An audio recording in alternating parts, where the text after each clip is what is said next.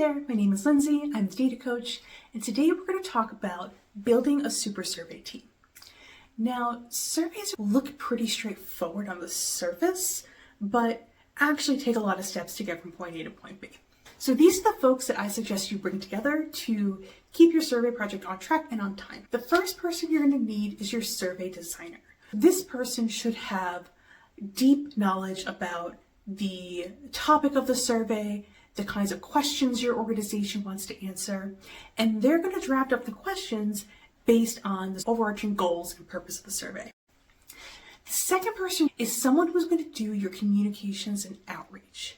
There's a lot to do in terms of getting contact lists together, writing up emails or phone scripts you're going to use to do your outreach. So you're going to want to make sure that somebody is responsible for handling that piece of the pie.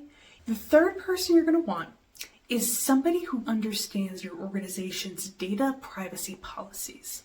You need to make sure that you're doing your best to protect people's personally identifiable information, names, addresses, phone numbers, emails, things like that.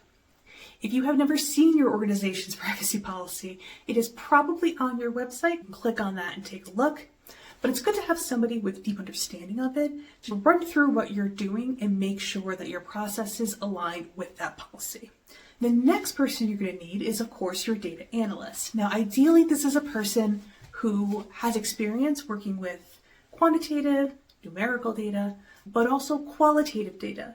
Especially if your survey has any open-ended questions, your analyst is going to use their skills to find key patterns that emerge in the responses and get those answers to the original research questions. And finally, I strongly suggest a project coordinator. This is the person who knows who's responsible for what their tasks are going to be, and the deadline for those tasks.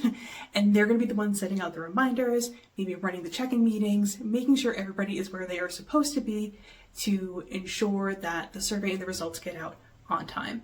Now, if you've just watched this whole thing and you work at a small organization and you're thinking, you just listed 5 people and we have 3 and what?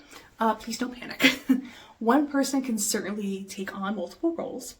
But if that is too much, don't be afraid to ask for help. That can be from board members, volunteers, and you can always go for outside help without having to overload already drowning staff. Thanks so much for watching. We'll see you next time.